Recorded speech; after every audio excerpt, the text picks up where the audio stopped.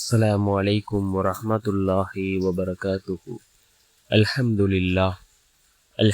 لله الذي نحمده ونستعينه ونستغفره ونؤمن به ونتوكل عليه. أما بعد. அன்பிற்குரிய அல்லாஹ்வின் நல்லடியார்களே, அன்பு சகோதரர்களே, நாம் தொடர்ச்சியாக பார்த்து வரக்கூடிய துஆக்களினுடைய திக்ருகளினுடைய தொகுப்பில் இன்று நாம் பார்க்க இருக்கின்ற விடயம் என்னவென்றால், இன்றைய தினம் ஜும்ஆவுடைய நாளாக இருந்து கொண்டிருக்கின்றது. ஜும்ஆவுடைய நாள் ஃபஜ்ருடைய தொழுகையை தொழுதுவிட்டு இந்த தஸ்பீஹை 100 தடவைகள் ஓதுவோம். இதனை ஓதுவதன் மூலமாக அல்லாஹ் ஜல்ல சுப்ஹானஹு வ தஆலா நம்முடைய வாழ்க்கையில் பல மடங்கு அல்லாஹ் பரக்கத்தை அதிகப்படுத்தி தருகின்றான். அதே போன்று செல்வ செழிப்பை அல்லாஹ் ஏற்படுத்தி தருகின்றான்.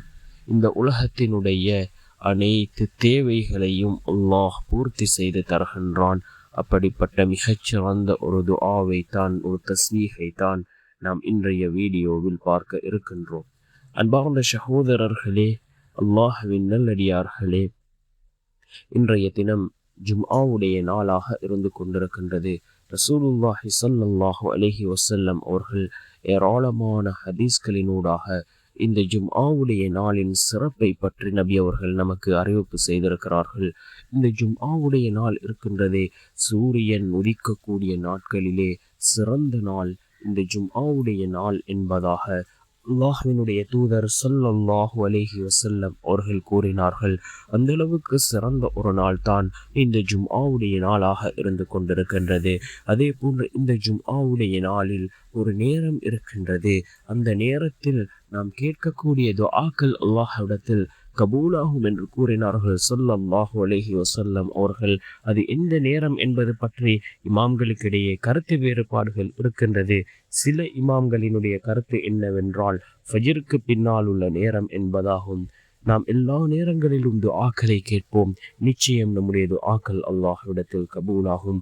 ஒவ்வொரு ஃபர்தான தொழுகைகளுக்கு பின்னும் நாம் அல்லாஹ்விடம் கேட்கக்கூடிய துஆக்கள் கபூலாகும் என்று கூறினார்கள் அருமை நாயகம் ஸல்லல்லாஹு அலைஹி வஸல்லம் அவர்கள். அதே போன்று அதிகமாக இஸ்திக்ஃபார் செய்வோம். நாம் செய்த பாவங்களுக்காக அல்லாஹ்விடத்தில் ஒரு பாவ மன்னிப்பு தேடுவோம். அதே போன்று இன்னும் ஒரு மிக முக்கியமான அமல் இருக்கின்றது. அதுதான் ரசூலுல்லாஹி ஸல்லல்லாஹு அலைஹி வஸல்லம் அவர்கள் மீது ஸலவாத் கூறுவது.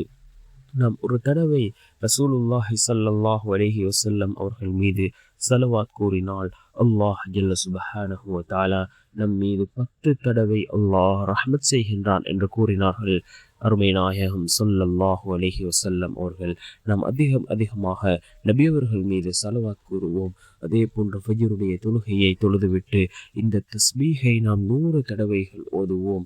இந்த தஸ்பீஹ் சுப்ஹானல்லாஹி வ பிஹம்திஹி சுப்ஹானல்லாஹில் அலீம் அஸ்தக்ஃபிருல்லாஹ் சுப்ஹானல்லாஹி வ பிஹம்திஹி சுப்ஹானல்லாஹில் அலீம் அஸ்தக்ஃபிருல்லாஹ் என்ற இந்த தஸ்பீஹை நாம் 100 தடவைகள் ஓதுவோம்.